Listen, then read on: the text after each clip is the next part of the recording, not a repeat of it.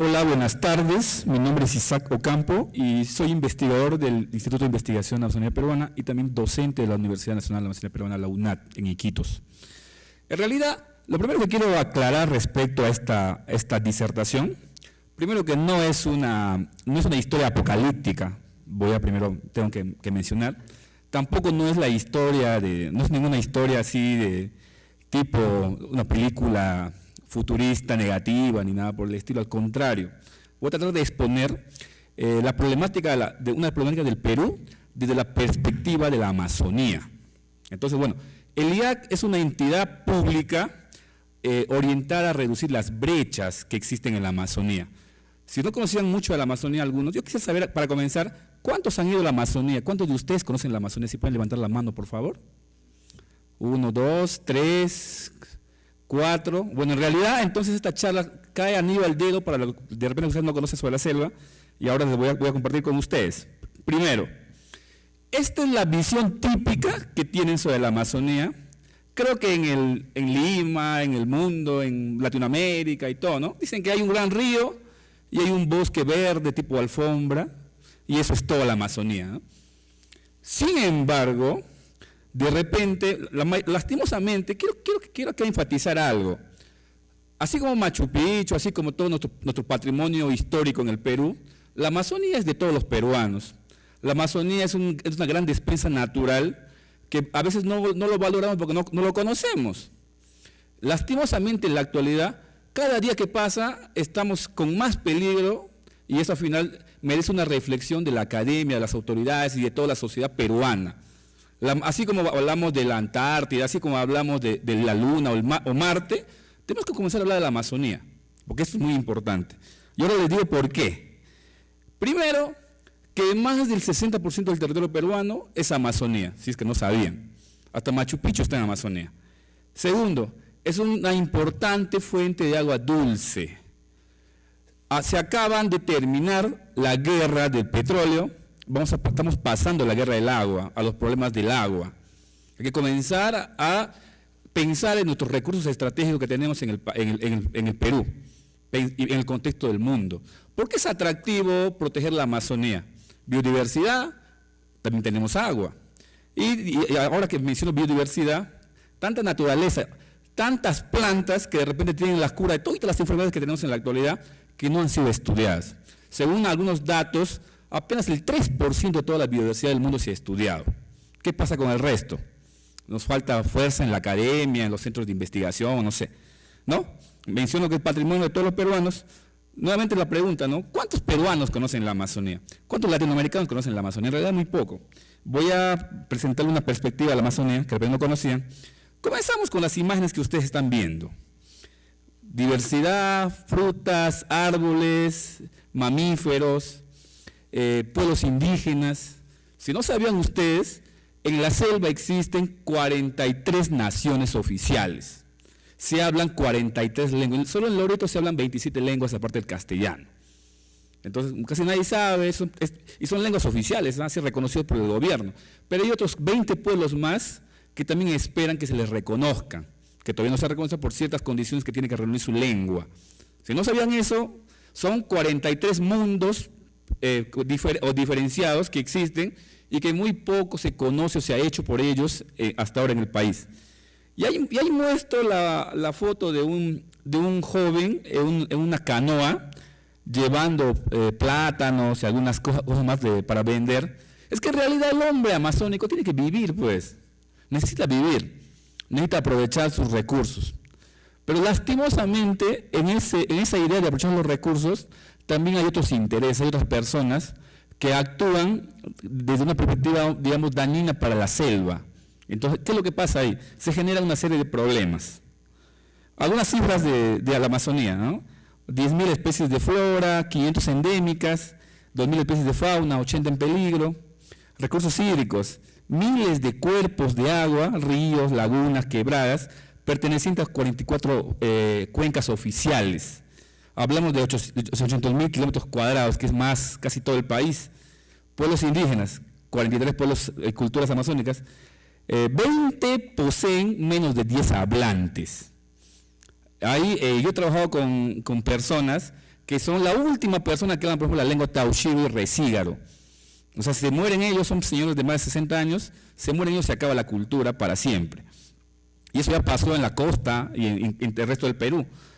Poblaciones urbanas, hay más o menos aproximadamente 3 millones de habitantes, hay zonas endémicas de malaria, frecuentes casos de dengue, zika, bajos índices de competitividad, alta ilegalidad e informalidad. Potencialidades, en realidad hay mucho que todavía por hacer en la Amazonía que no estamos aprovechando o no tenemos nada claro o concreto al respecto. Algunos problemas en Amazonía. Primero, problemas en el bosque. ¿Quién mide lo que pasa en la selva? En la actualidad, en todas las regiones amazónicas del Perú hay actividades o hay proyectos que son nocivos al medio ambiente. Lo que ustedes están viendo en realidad, las primeras 2 imágenes son actividades legales, no estoy hablando que sean ilegales.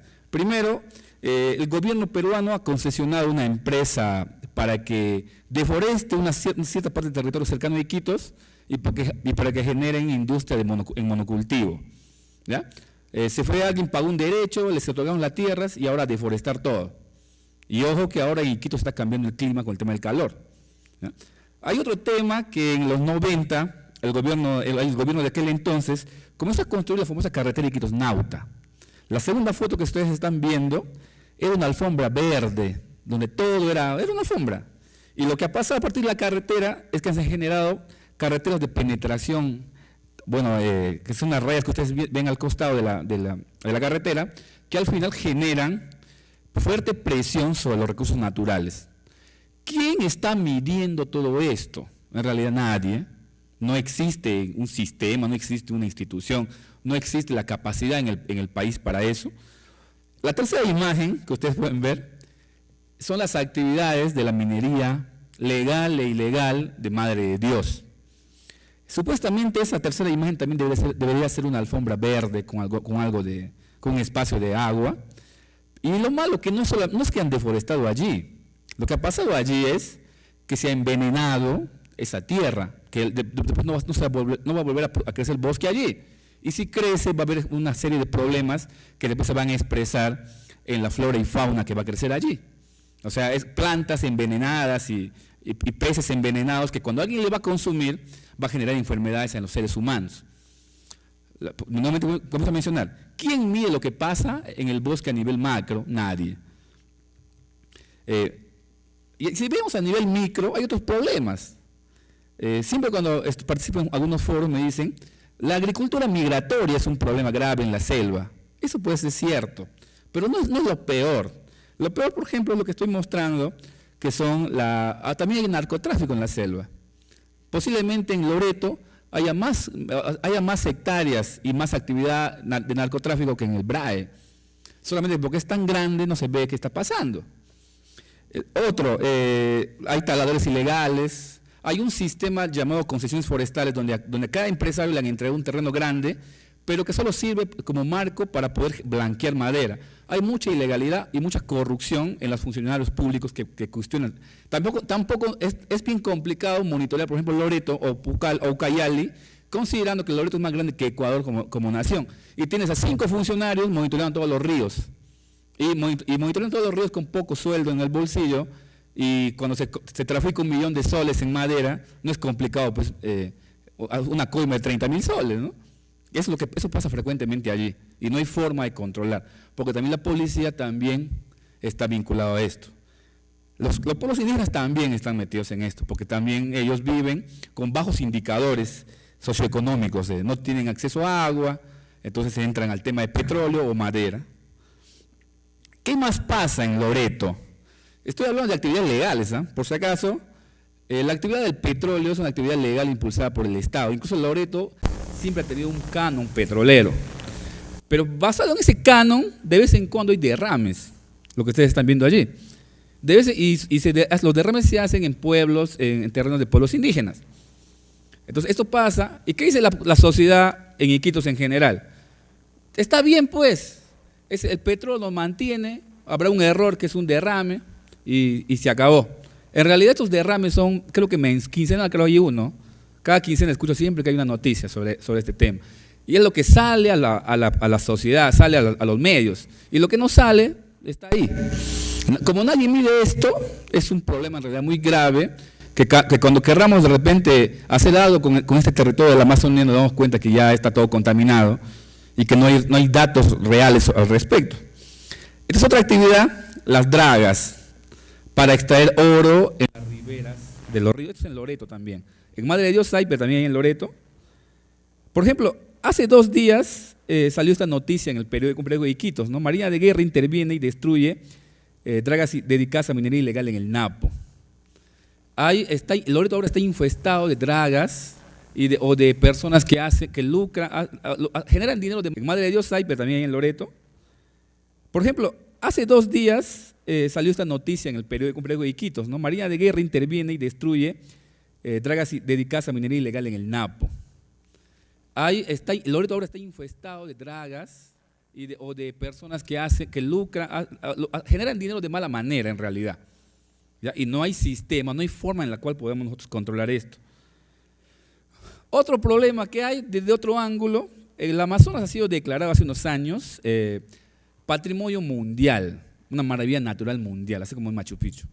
Sin embargo, todas las ciudades de la selva tienen un pésimo tratamiento de los residuos, tanto aguas residuales como residuos sólidos. Más o menos generan esos espacios que ustedes están viendo en las fotos.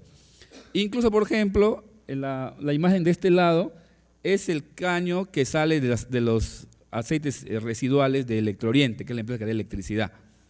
O sea, todo el tema del manejo de residuos es pésimo y se va a la maravilla natural mundial, al patrimonio mundial, allá va, ¿no?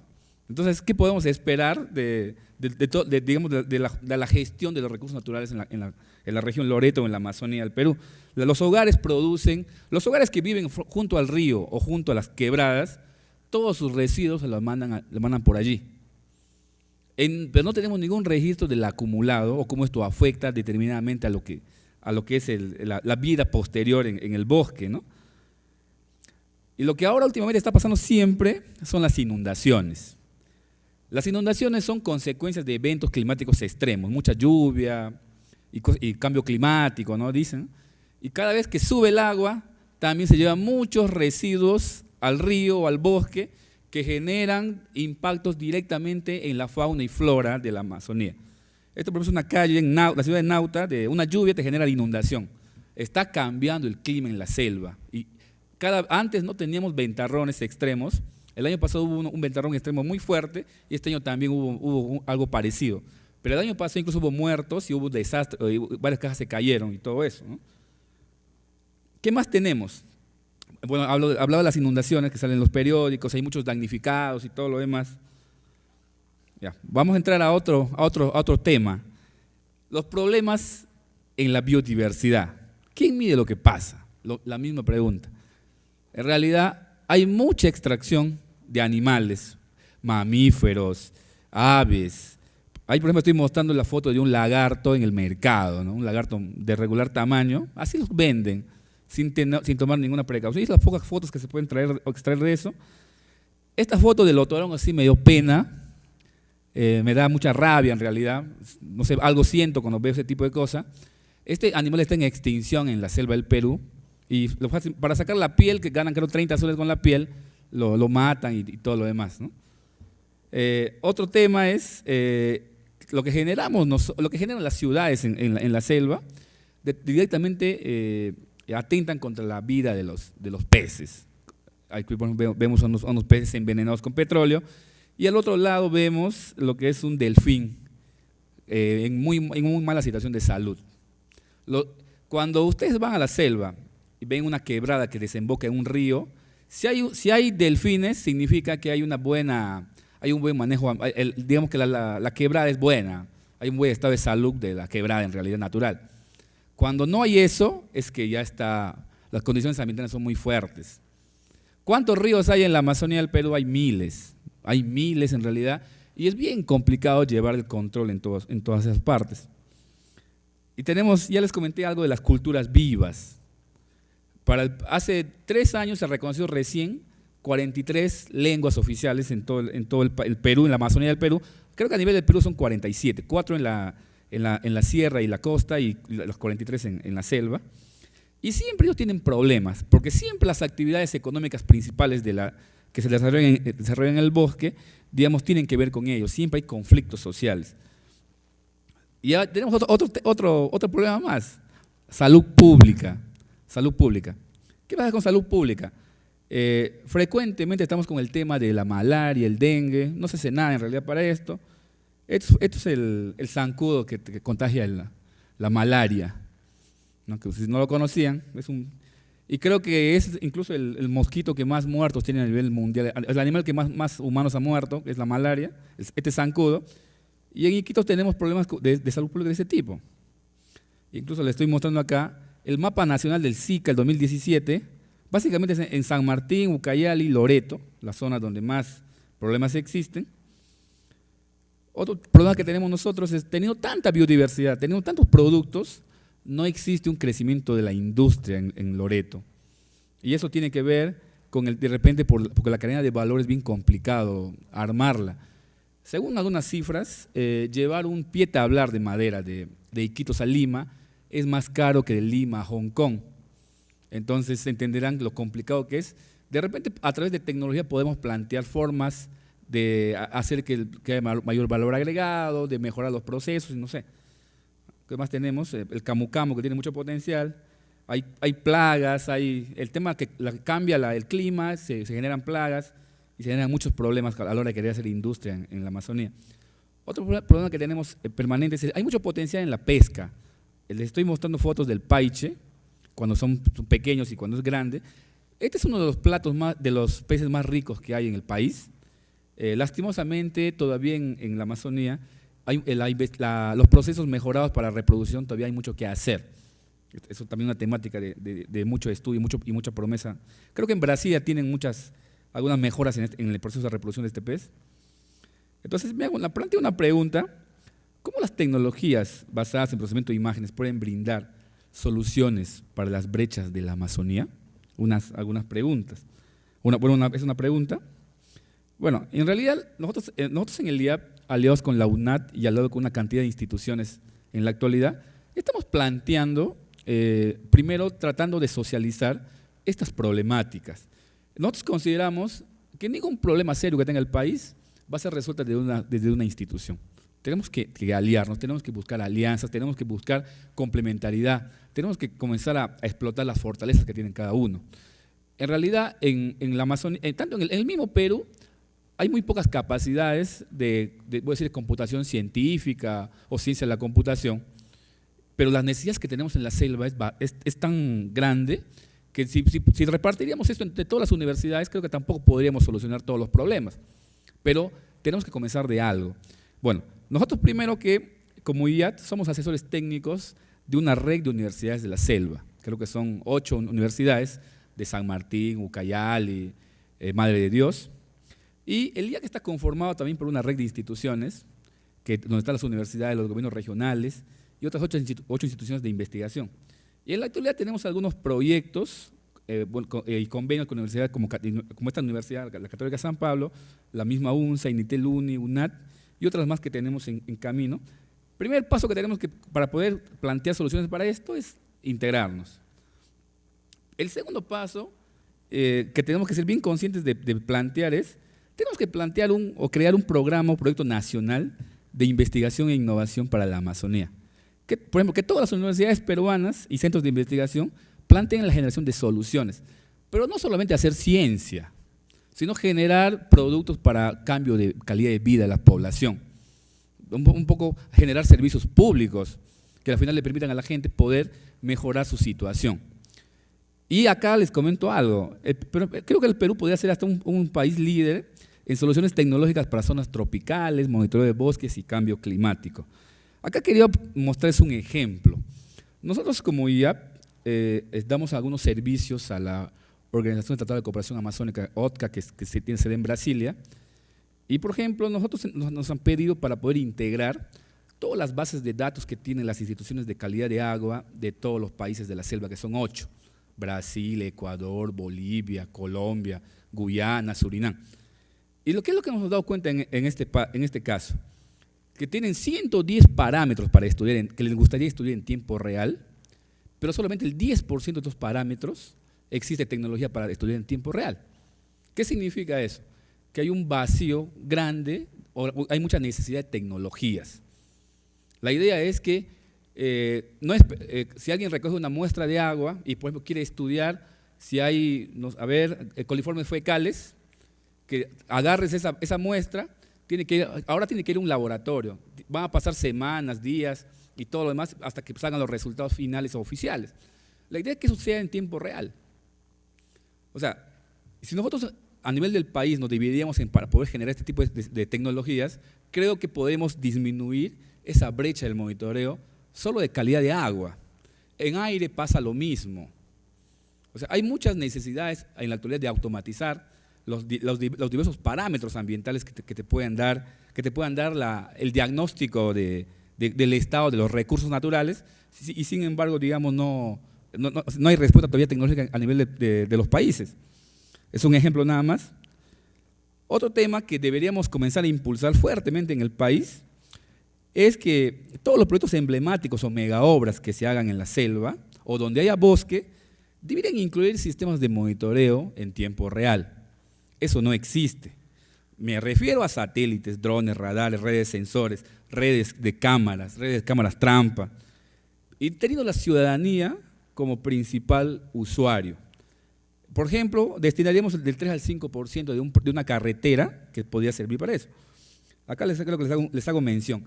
El año pasado, cuando el presidente Kuczynski hizo en su primer discurso, mencionó la construcción de la carretera Saramiriza-Iquitos. ¿Ya? Saramiriza-Iquitos. ¿Qué pasa acá? Son más o menos 700 kilómetros de extensión de la carretera, donde vamos a romper el bosque, y si no tiene forma de controlarse, de monitorearse este tema, dentro de poco toda esa, entre comillas, alfombra verde va a desaparecer. ¿Ya? O sea, comencemos a plantear que donde haya bosque, el gobierno en sus mega obras incluya presupuesto para eso. ¿Y cómo nos interesa a nosotros como centros de investigación? Acá hay datos, acá hay imágenes, acá hay la data histórica del Perú que no existe en la actualidad. ¿Ya? O sea, tenemos que pensar que las obras que se hagan en la actualidad en nuestro territorio deben tener formas de poder capturar datos desde el nacimiento del proyecto. Acá menciono, ¿no? Otra cosa más que por ejemplo en la selva no hay, todas las carreteras deberían contar con sistemas de electricidad y redes de comunicación. Justamente en eso se basan los extractores ilegales, que nadie les controla, es más fácil corromper a un funcionario que ve el tema forestal que hacer otra cosa más, ¿no? Y también acá lo que menciono es que todas las carreteras deberían contar con mecanismos de control informatizados, que permiten la identificación gráfica, control y captura de traficantes. ¿A qué me refiero con esto? Que si detectamos por satélite que alguien está extrayendo, árboles de madera grandes, podemos detectarlos en camión. Creo que hay eso creo que se llama televigilancia, ¿no? ¿Cuál es la idea ahí? Que hay algunos corredores en la carretera en la cual le cerremos a ese extractor y podemos revisarlo y ver qué está haciendo. O sea, si vamos a hablar de carreteras inteligentes, sí es un concepto de carretera inteligente, pero pensando en el tema de los recursos, si no hacemos algo de ese tipo de mecanismos, va a ser complicado que estas condiciones puedan cambiar. No hay en la actualidad nada parecido a eso. Bueno, otro tema más que les comento sería la generación de soluciones y servicios públicos orientados a la sostenibilidad. Acá les menciono, ¿qué ha pasado en el Perú en el fenómeno del Niño pasado, en la costa? ¿Por qué nadie ha predicho eso? ¿Por qué nadie se ha dado cuenta antes de que pase? Porque en el país no existe una base de datos. Eso no existe, no se ha construido. El CENAMI tiene algo, el LANA tiene algo, el IAC tiene algo, algunas instituciones tienen algo más, pero hay un satélite peruano que está ahí, que toma fotos de vez en cuando, cierto pedacito del territorio. Digamos que eso existe. Eso no existe. Debe ser urgente que que establezcamos un banco de datos histórico que no nos va a predecir de acá a 5 años, que nos va a predecir de acá de repente 30, 40, 50 años. Gráfico, y datos tabulares, sensores y todo lo demás. Es de vital importancia expandir las redes de estaciones de monitoreo climático y ambiental.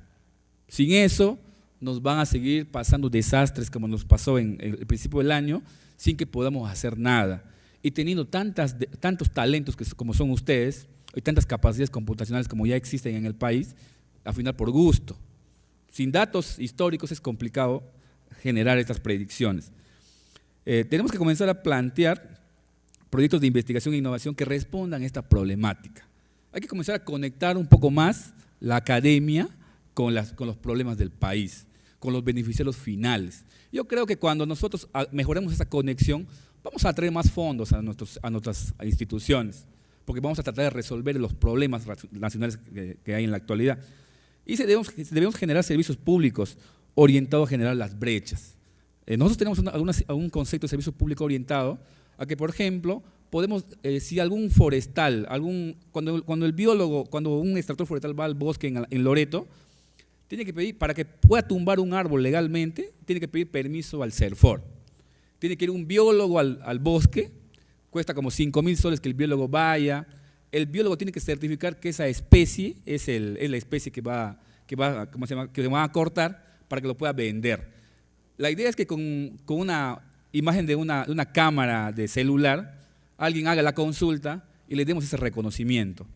O sea, servicios públicos, por ejemplo, de procesamiento de imágenes para reconocimiento de ciertas cosas, en este caso árboles.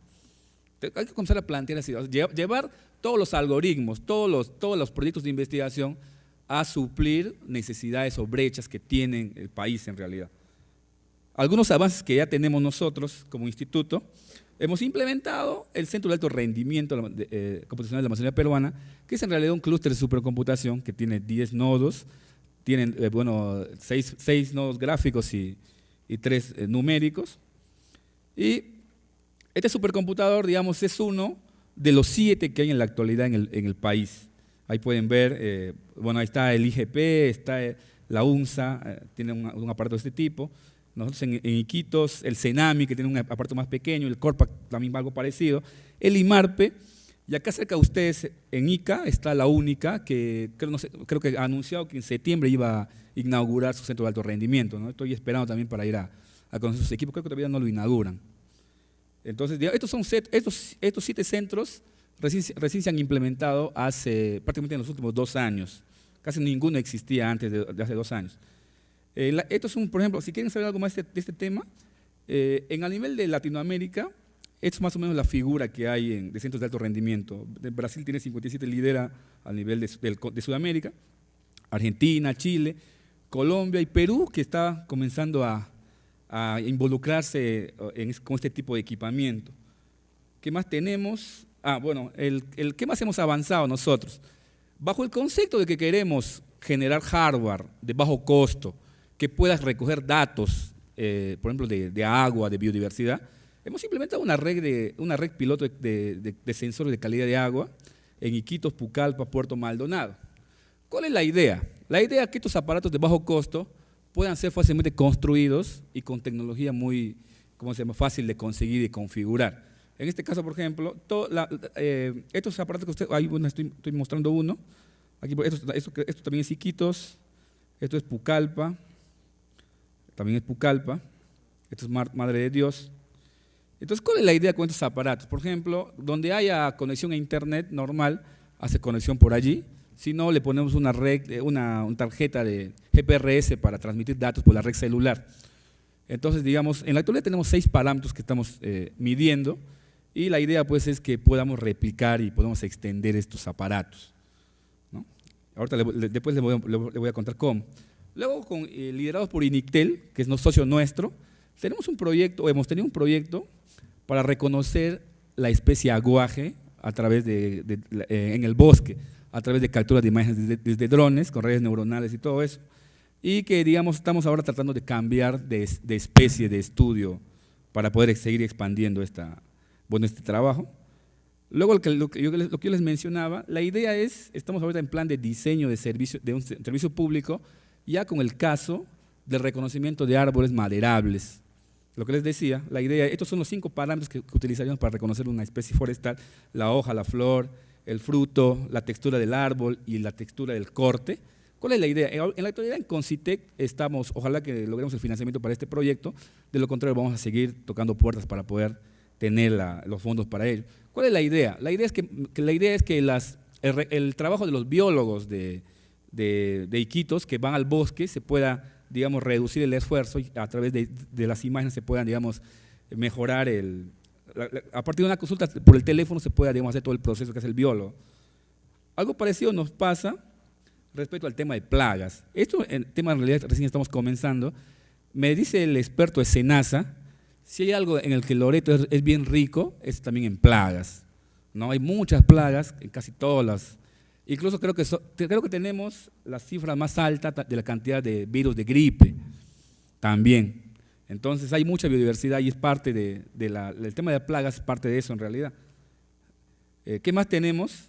Este es un proyecto que en realidad busca que de un día para otro podamos medir cuántos árboles se han tumbado en el bosque. ¿Cuál es la idea acá? Generar un banco de imágenes satelitales diario. Entonces, queremos nosotros en realidad generar también un servicio público en el cual yo pueda hacer mi medición de un día para otro y pueda ver, incluso hasta pueda monitorear dónde está el extractor ilegal para poder capturarlo. Justamente en el afán de generar este servicio, lo primero que hicimos nosotros es ir a CONIDA a ver la capacidad del satélite peruano, el PeruSat. Lastimosamente lo que nos produce este satélite es demasiado limitado para nuestros intereses. ¿Por qué? Porque produce una imagen de 14 kilómetros cuadrados y cuando queremos unir, bueno, para que pueda volver a recoger una imagen complementaria a la imagen que se toma, puede pasar meses y hasta años de repente porque hay limitaciones en el tema de la captura en la parte de la selva. En realidad, ¿cuál es la solución para este problema? Nos hemos puesto en contacto con una empresa francesa que tiene una red de nanosatélites y que tiene como 120 a nivel de todo el planeta, que nos permitiría poder sí tener la frecuencia de las imágenes de mucho mejor que respecto al PeruSat. La limitación acá es que nos piden, por cada 10.000 kilómetros cuadrados de monitoreo, nos pide 70.000 soles al año. Entonces, para monitorear 570.000 kilómetros cuadrados, ya entenderán todo lo que necesitaríamos financiar. Otra cosa que hemos estado haciendo es aliarnos con la Universidad de Campinas y también con la empresa Bradar, también en Campinas, con la idea de poder, ellos producen radares. Ellos producen radares y la idea es poder también incorporar como mecanismo de captura de datos, de información del relieve del suelo, del bosque, tener este tipo de tecnología. Miren ya, para un solo problema, los diversos medios de captura, los diversos tipos de algoritmos o de aplicaciones que necesitaríamos tener o con lo que contar, ¿no? Pero yo creo que eso se puede financiar. Si en el presupuesto de una carretera va el 3 o 5%, todos estos proyectos son bastante accesibles en realidad. Yo creo que es como que la forma como planteemos la solución. ¿Qué más hemos estado haciendo en Iquitos?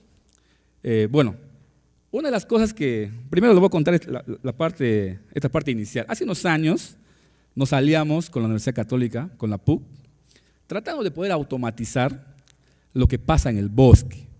La idea es tener en la Reserva Pagaya Samiria, tener una especie de círculo para poder ver qué animales hay, cuántos animales de tal especie, qué pasa con la vida de la fauna. Y logramos un financiamiento de FinCit y logramos esta tecnología que les estoy mostrando en la foto. Es una cámara trampa cuya particularidad es la conexión de cámara a cámara en cierto tramo para poder capturar y enviar los datos y al final todo concentra en un servidor. Así era como estaba diseñado esto. Pero ya con el tiempo, ¿no? Revisando papers y todo eso, se nos ha planteado esta idea. Y la NASA ha enviado a Marte un vehículo que se transporta, ¿no? Y que va capturando toda la información del medio. Entonces, ¿por qué nosotros en el Perú no planteamos la idea de mandar aparatos telecontrolados, autómatas, no sé, que al final puedan capturar la misma o más información que capturan los biólogos cuando van al bosque? ¿Cómo es que trabaja un biólogo cuando va a contar a animales? Va, Con sus ojos mira huellas, mira sonidos, o escucha sonidos y registra. Entonces, nosotros pensemos que los robots nos pueden ayudar a eso. Entonces, y justo con mis alumnos de la UNAT comenzamos a hacer algunos ya ejemplos de este tipo de tecnología. La idea es que le pongamos sensores de ruido, sensores infrarrojos, cámaras fotográficas y cualquier otra tecnología que nos permita capturar la información y también ponerla en una base de datos. Entonces, bueno, aquí por ejemplo, y les cuento otra cosa más que es bien interesante. Ahí ven la cámara, es una cámara que fue instalada en el bosque. Fue nuestro primer experimento poniendo hardware en el bosque. Lastimosamente, como todo primer experimento, ha tenido sus problemitas. Primero, no sé de dónde salió una hormiga bien pequeñita que llegó a entrar al aparato, oliendo creo la circuitería, y comenzó a comer la circuitería. Primer problemita. Segundo problemita, de todas maneras es tan fuerte la presión del agua que entra el agua, por más que hemos hecho el esfuerzo, entraba el agua al aparato y hacía bien complicado que siga funcionando, ¿no? Entonces, ¿cuál es la idea en realidad? Si vamos a comparar que la NASA manda a su robot a Marte, ¿por qué no decimos que mande primero a la selva del Perú o la selva amazónica a ver qué pasa con su robot? Porque de repente hasta las hormigas le pueden comer a todo el carruaje, no sé, ¿no? Eso puede pasar. Digamos, el tema de robótica para zonas tropicales o la Amazonía es algo bien interesante, pero sobre todo porque nos puede meter al bosque lo que es la capacidad de captura de información. Eso es algo que necesitamos de todas maneras expandir. Otro tema que tenemos con el mismo tema de robótica en la UNAT es el estudio de las profundidades de los ríos, lo que es la batimetría. Todavía no hemos hecho ningún experimento a este nivel, pero sí hemos estado buscando fondos para ello. Porque la idea es, menos del 2% en la actualidad de toda la Amazonía ha sido monitoreada de esta forma. Ahí pasan cosas que de repente nos podían, como vamos a comenzar a decir, tenemos que construir la data histórica del futuro, y esto es algo muy importante. A ver, ¿qué más tenemos? Este es un ejemplo que saqué en realidad de otra publicación. Otra cosa que hemos hecho en la selva es, ya les hablé al inicio de las 43 lenguas que se hablan. A la fecha tenemos 15 aplicaciones disponibles en Google Play que ustedes pueden descargar gratuitamente. ¿Y cuál es la idea de estas aplicaciones? Primero, es para niños de 3 a 5 años y la idea es que ellos puedan aprender el lenguaje de sus ancestros. ¿Ya? Ahí, por ejemplo, yo muestro el Taoshiro y el Recígaro, que ha sido hecho basado en la voz de la última persona que habla la lengua en la actualidad. ¿Ya? Pensamos llegar al 2021 con todas las 43 lenguas, pero solamente esto es una parte del problema nada más. Con la universidad, con la UNAT, con mis alumnos de la UNAT en realidad, estos últimos 4 o 5 meses hemos estado construyendo otro tipo de aplicaciones también orientadas a apoyar el tema de inclusión social de las poblaciones indígenas, el tema, por ejemplo, de salud, el tema de manuales de reproducción de peces, plantas medicinales, el tema de tejidos. Esto se va a lanzar creo que a fines de este año, estamos en eso en realidad, y son otras 15 aplicaciones. Acá la reflexión es que cada lengua es un mundo, cada cultura es un mundo propio. Necesitamos de repente digitalizar las culturas de la población, necesitamos, no sé, con impresoras 3D, no sé, con escáneres 3D. ¿Qué más necesitamos hacer respecto a ello? Generar traductores para que ellos puedan recibir el servicio de salud, el servicio de educación de la manera más fácil posible. No nos olvidemos que estas lenguas en realidad es un valor agregado que tiene el Perú, que lastimosamente hasta ahora nadie ha invertido en ellos, sería peor en tecnología. Ir a estas comunidades donde ya llegó el internet, ya llegó hasta a veces la prostitución, llegó el internet, llegó la música, pero no ha llegado el Estado o ningún servicio básico que les pueda ayudar a que se puedan defender con el tema de la desaparición. Bueno, otra cosa más que quería compartirles es, en el marco del proyecto que les decía del supercomputador, hemos logrado la publicación de un libro que se llama Justo Introducción a la Computación, que está disponible en internet también de manera gratuita. Un poco para que, de las cosas que presento, lo que es, digamos, una fotografía del estado del uso de estos aparatos en el país. hay muy poco bibliografía al respecto y yo creo que es en realidad como para estudiantes de la secundaria, bien básico, orientado para que la gente de repente entienda. Hay una reflexión que yo hago en el libro, en realidad, yo que gestiono el centro de alto rendimiento, me doy cuenta de algo. La mayoría de usuarios que tenemos de la supercomputadora, si están en el Perú, han estudiado en Estados Unidos, en Alemania, en Brasil, hasta en Chile, y hay muy pocos recursos humanos que usan el computador que han estudiado en el Perú. En realidad hay muy poco. ¿Y eso qué significa? Significa que nuestro sistema académico universitario tiene una fuerte debilidad al respecto. También en el libro menciono que son de las 140 universidades que tienen computación informática, sistemas, solamente en 5 se enseñan asignaturas para este tipo de tecnología. Eso, ¿cómo debilita esto nuestro sistema científico?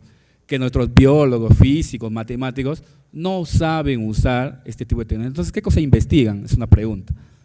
Hay que comenzar a incorporar dentro de lo que es las currículas de todas las universidades, por lo menos la reflexión de este tema, porque eso no existe en la actualidad.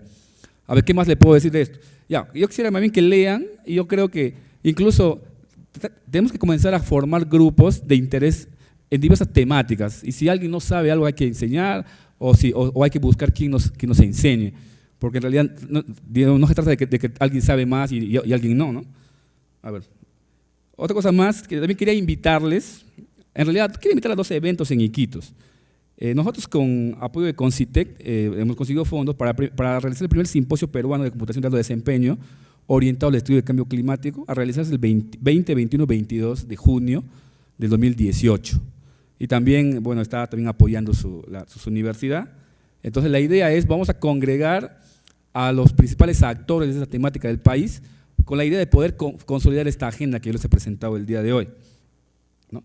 Otra cosa más que también les quería anunciar es, justo acá han venido varios de mis estudiantes, ellos por primera vez Iquitos va a ser sede del CONICET, que antes era el CONEIS, el Congreso Nacional de Estudiantes, que también va a ser, creo que es en agosto, ¿no? Es en agosto del próximo año. O sea, tienen 2 oportunidades de conocer Iquitos el próximo año, y que son eventos académicos interesantes que al final creo que podrían, digamos, generar nuevos proyectos, nuevas ideas y todo lo demás. Yo creo que cuando conozcan la selva se van a dar cuenta de cómo pueden aportar desde su carrera, desde su ocupación, ¿no? Básicamente, a ver, acá mencionan este evento que, bueno, está INICTEL, la Universidad de San Pablo, la UNSA, la UNAT y también UNICAN. Quería hablar del tema de UNICAN. UNICAN es una universidad que nos está apoyando en la temática de computación de alto desempeño desde hace 2 años. Incluso este evento lo estamos haciendo con la asesoría de ellos directamente. Entonces la idea incluso es de generar intercambio entre UNICAN y la gente de la Amazonía, tanto la UNAT como el IAP, de repente intercambio de docentes, movilidad de estudiantes y todo lo demás. Yo creo que si construimos una agenda común entre todas nuestras instituciones, vamos a poder enriquecer lo que es las soluciones que necesita el país. Porque en realidad, si seguimos un poco dispersos, va a seguir pasando el tiempo y, por ejemplo, a la Amazonía, así como yo les he presentado, pareciera que no le quedaría mucho tiempo, ¿no? O va a haber más desastres, o van a haber más cosas, y eso hace que digamos, nuestra situación sea bastante, debo decir, de emergencia. Pero ahí está. Bueno, muchas gracias, eso es lo que tenía que compartir con ustedes.